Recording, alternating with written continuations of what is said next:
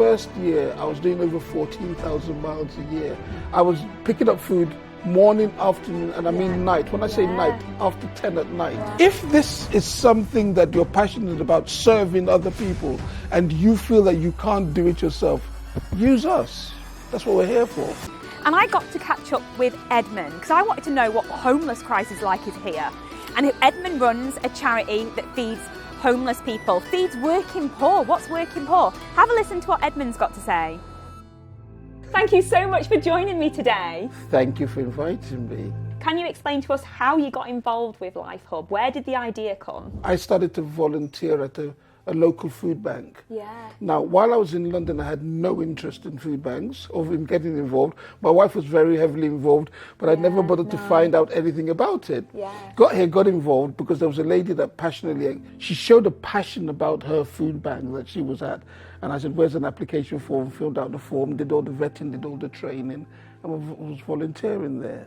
I remember meeting a gentleman that was a recipient, I call them guests, that comes to the food bank. And there was one morning, Saturday morning, I had done my shopping. Somebody had given me a tablet to give to this gentleman. So I thought I might as well drop this tablet off and explain it to this gentleman. And we were just standing outside and we were talking, and he just said to me very casually, he said, do you know, Edmund, I don't know the last time I actually ate fresh fruit. I thought, I've never heard that before from anybody. I've never thought of it like that before. I had an opportunity to start my own. My wife gave me £1,500. She says, hubby, put your money where your mouth is. She gave me £1,500 to go and buy food. So in my first year, I was doing over 14,000 miles a year. I was picking up food morning, afternoon, and I mean night. When I say night, after 10 at night. And I was driving all over I think I had at that stage 11 stores that I had signed up to. What we were offered was within a modern church structure, so it's not one of the traditional buildings. So they had rooms and stuff like that. They offered us a room for storage.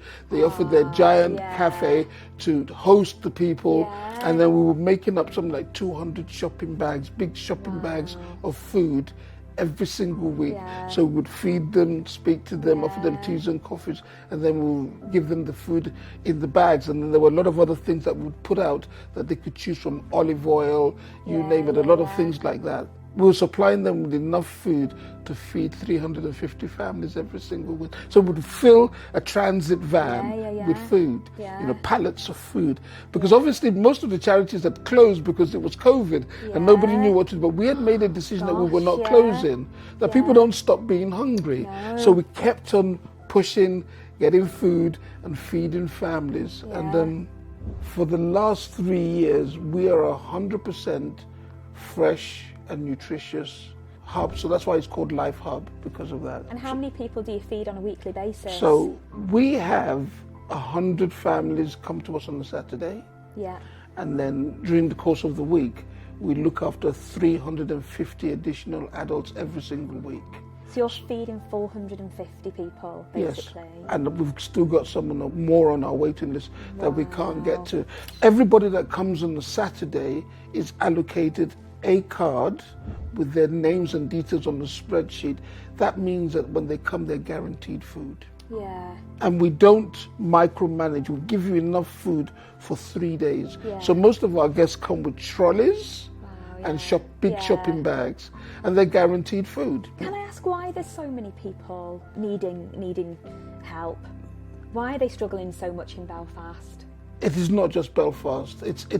I suppose I can only highlight us being here, but it's not just Belfast. Two things happened that was a game changer. One was the pandemic. So a lot of people that were furloughed eventually lost their jobs because the companies in question could not continue after furlough to retain them, but there was basically no business for them to justify paying wages that way. So a lot of people were furloughed. And basically the cost of living crisis, our government of the day at the time decided to mess up the finances. It just snowballed. The newest group of people that we've had come through our doors are the working poor. So they have jobs, but they can't afford the food. They can't afford food. They definitely can't afford nutritious food. Because to eat well costs a lot more than to eat frozen stuff that are, or what I call ultra-processed food. Yeah. So what would you say to people out there that are working really hard, maybe 2 jobs, doing overtime, so they can get by and they're not using, like a food bank or, LlifeHub, and they're thinking, well, these people that are coming to you, why don't they just put extra hours in? Why don't they work harder? I can only talk about Northern Ireland. Yeah. I can specifically talk about Belfast. Yeah. Belfast is still a growing city after the Troubles.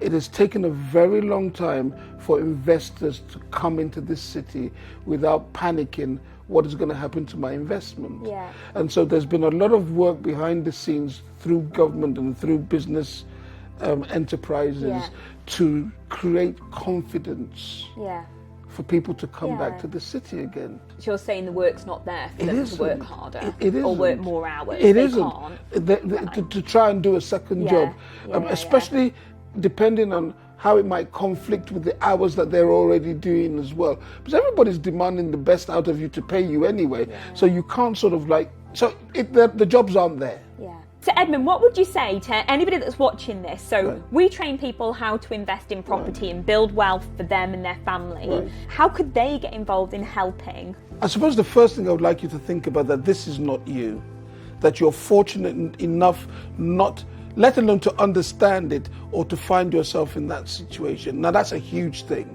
Listening to a few sound bites, even from our government, where they're dismissive, or they will tell you that they've invested in big organizations that feed people. LlifeHub NI is the only organization in the whole of Northern Ireland that is specifically focused on 100% fresh food and nutritious. Try and investigate what is going on in your world around you. If it's not us, I'm sure in your city, in your locality, there must be something that is going on. Check us out, lifehubni.co.uk. Check out our videos. We're on YouTube, we're on TikTok, we're on Twitter, we're on all the social medias. We try and create videos with statistics of how much food and who we fed each week, just to create a picture of who we are. If this is something that you're passionate about, serving other people, and you feel that you can't do it yourself, use us. That's what we're here for. What Edmund's doing here, then click the link below and you can donate to his charity.